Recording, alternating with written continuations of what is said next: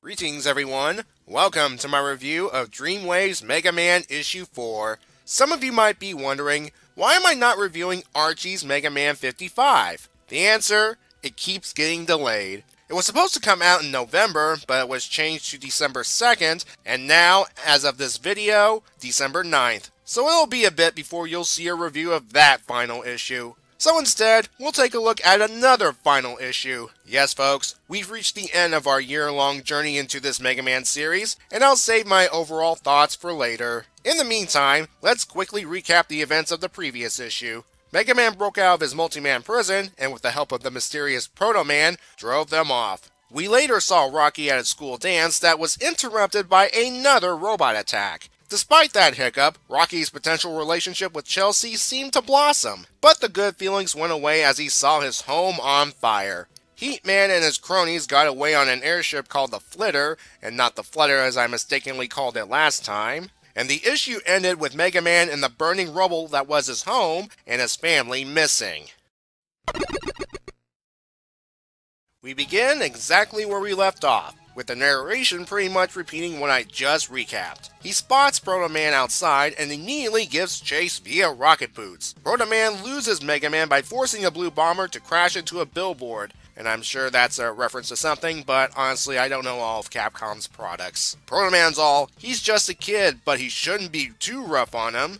Well, this kid not only catches up to Proto Man, but goes ballistic. Now I can understand Mega Man's point of view. Here's this mysterious robot that helped him the other night and disappears soon after. Then he reappears around the same time Light Labs goes boom.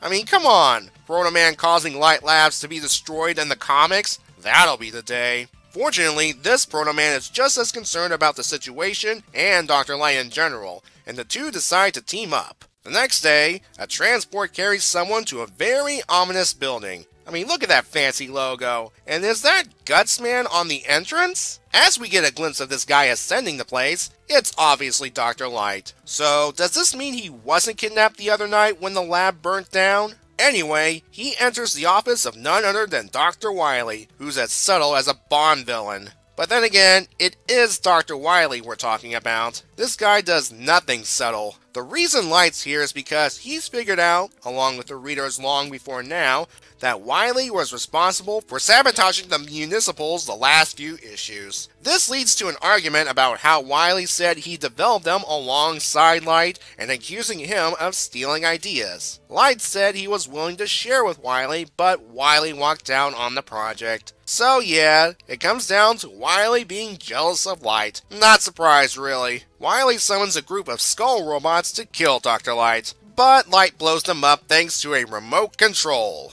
Wily's not done yet as he presses a button on his desk that makes the whole building shake. Mega Man and Proto Man arrive at Wily's building. I guess they have a Dr. Light tracking system or something. As they head towards the entrance, Proto Man at first asks Mega Man to call him Proto Man. Yeah, Proto Man knows his name is Rocky, before settling on the name Jack.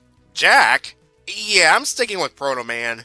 Before they can get inside, the building transforms into a giant robot that looks like one of the devil robots Wily uses in the games. A steel devil, as it were. It starts moving towards the city, and direct attacks do nothing. The plan now is for Mega Man to head to the top to rescue Dr. Light while Proto Man tries to cut the power. Mega Man bursts in through the glass ceiling a la Batman, grabs Dr. Light, and leaves. Proto Man takes care of the power source, causing the robot to stop, fall down, and explode. Proto Man waves goodbye, and Dr. Light says he does know about him. The transport arrives and it has Roll, Rush, and Auto on board.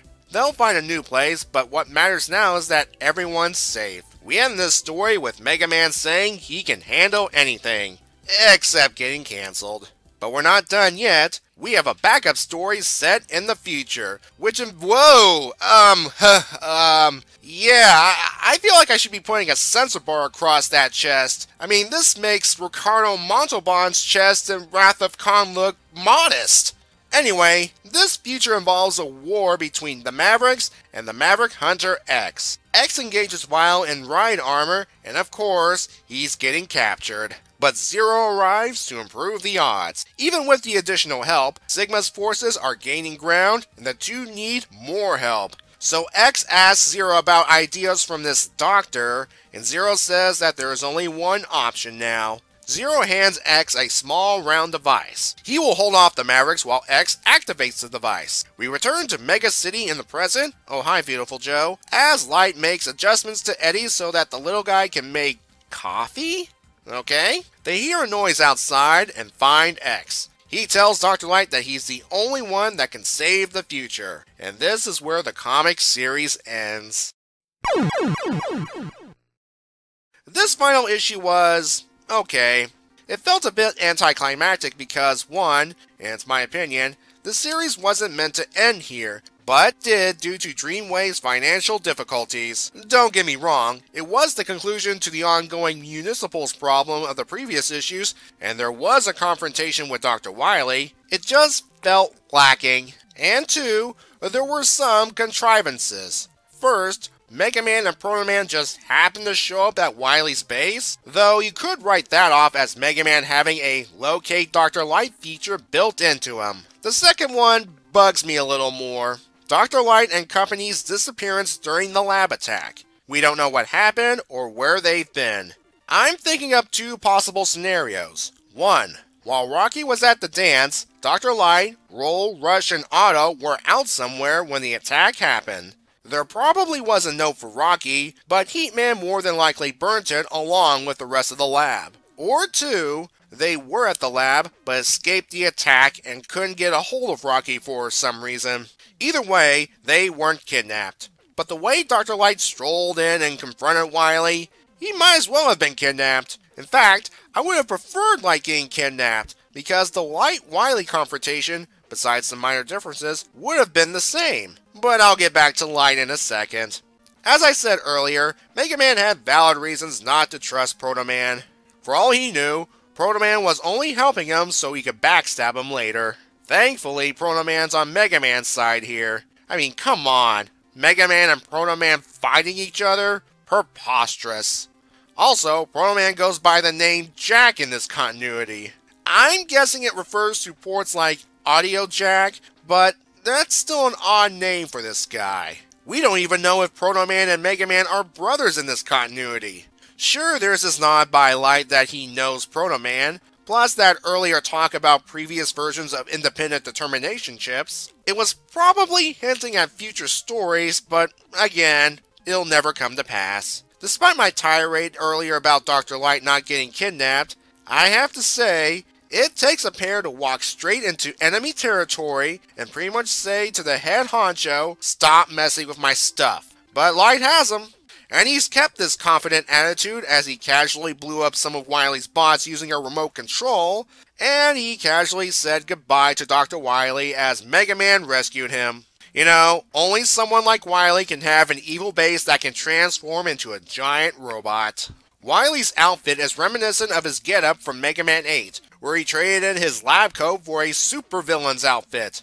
Might as well bring up the Robot Master cameos. Besides the Guts Man at the entrance, there's a holographic Cloud Man in the lobby, and in the stasis tubes, we got Cut Man, Magnet Man, Tengu Man, Air Man, Turbo Man, and Astro Man.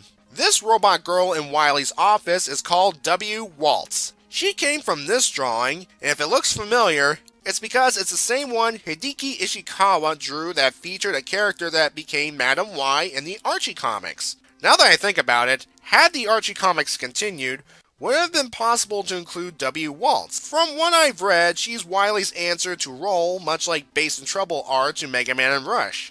I'm not giving a final score yet because I want to look at the X backup story. This is definitely more of a setup piece to a Mega Man X series as indicated here, but it never came to pass because, again, cancellation. Based on what I saw, it could easily fit within the game universe. All the Mavericks, save for Vile, are from Mega Man X7.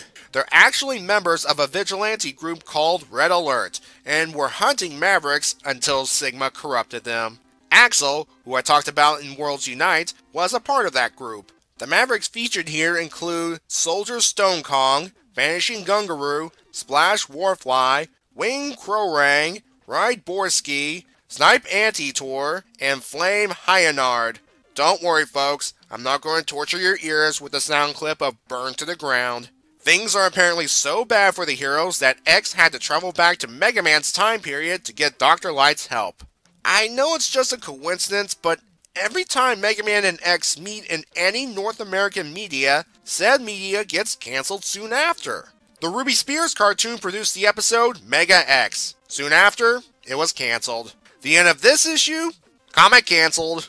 And the latest, Mega Man and X meeting in Archie's Worlds Unite, only for the Mega Man comic to go on hiatus with the possibility of returning or cancellation. I think the universe is trying to tell us something. One thing I haven't talked about yet related to the two stories is the art.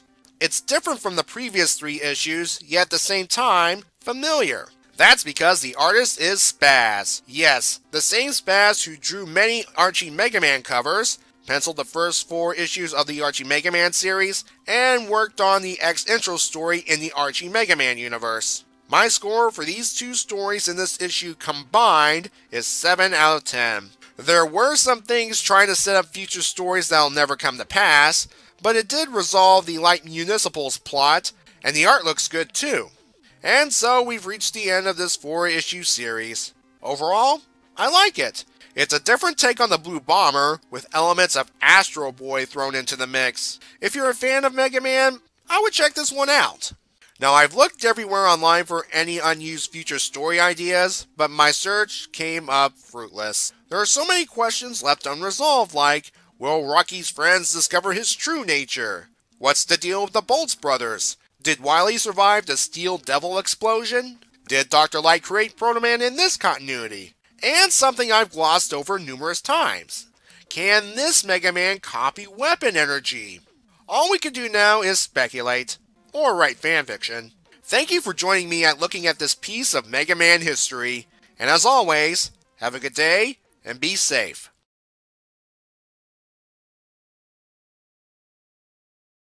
Seriously, Jack?